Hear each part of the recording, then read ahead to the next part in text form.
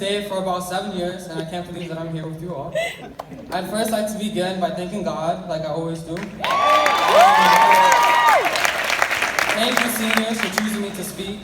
Thank you, Mommy, for everything, for your sacrifices, your unconditional love, and for installing all the qualities I love about myself in me. Thank you, Baki, for telling me to never give up. Thank you to my best friend, Legacy. Thank you, Owella. Thank you to Mr. Morrow, Ms. Porter, Ms. Long, Ms. Freeman, Mr. Crespo, for never giving up on me. Thank you for all the teachers and my family. Thank you. And I have one special shout out and one thanks. It's to Whitney Stevenson. She has been a tremendous friend and a big impact on the reason why I am the person that I am today. So thank you, and I love you too.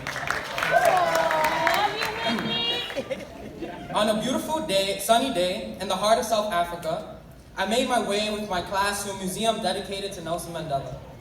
As I strolled through this museum, I glanced at inspiring artworks from the left to the right, eventually coming to a halt. In front of a few dozen poles rising from the ground, and my first thought was, why are there so much poles in the front of the room? I carefully scanned the apparent sculpture in hopes of finding the hidden meaning. After staring for 5 minutes and finding nothing, frustrated, I decided to step away. I began to walk backwards toward the edge of the room. Still, I found nothing. I looked over my shoulder to make sure I wasn't bumping into anyone, and then I glanced back at the pose, a final attempt to uncover the meaning. It was then that I saw it. I found myself looking at a sculpture of Nelson Mandela. His face was clear and recognizable, and I would have completely missed this if I hadn't stepped back.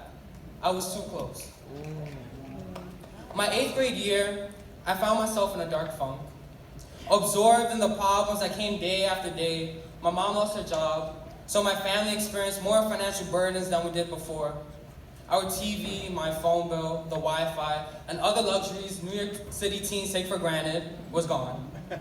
I found myself deeply depressed as I tried to balance my broken family that was crumbling under my stepdad's drug abuse with the academic pressures of DP.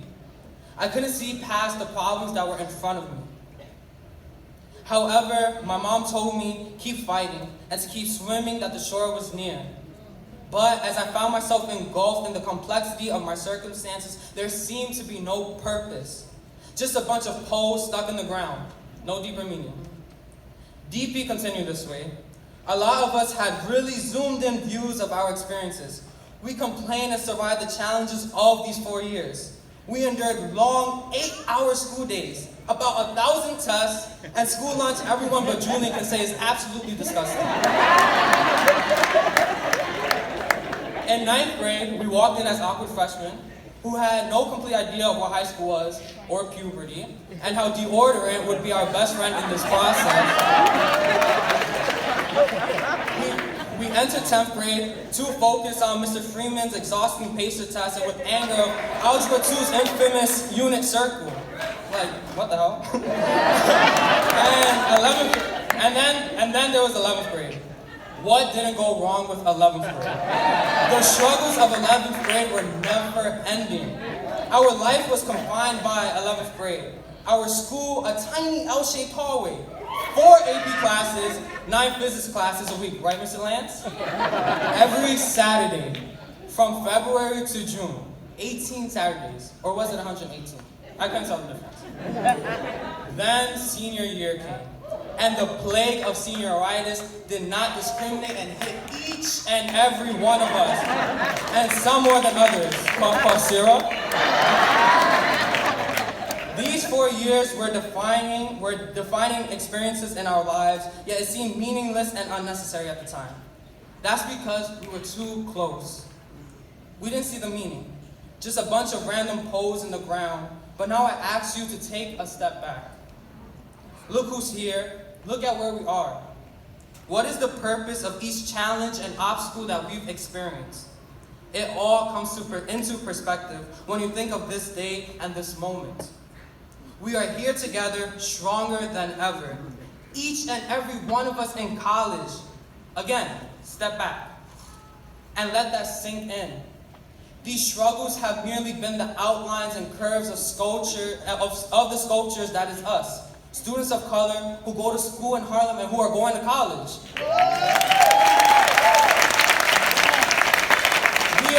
graduating with advanced Regents diplomas and varying levels of Korean literacy in a place where less than 10% of Hispanic and Black students can earn an advanced Regents diploma.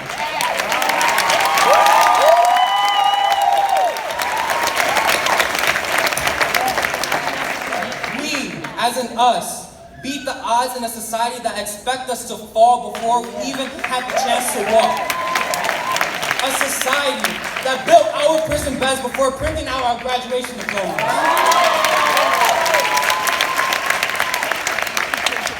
We have Jaden, Erica, Fatu, Xavier, Julian, and me representing 6 out of the 8 Ivy League institutions in the world.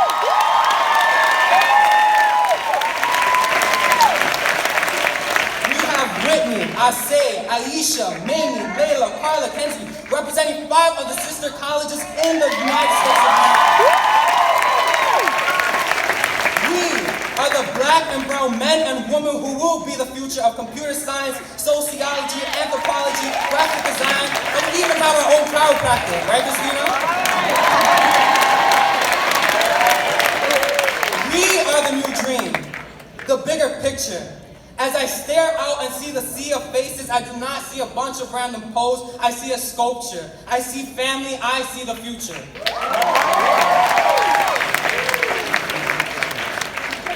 Class of 2022, focus in full view. Make sure you step back to see the point and purpose. When life becomes overwhelming and seems like it's not worth it, there will be times you will find your image zoomed into the problems of today, but tomorrow will bring better days, and meaning for life works this way.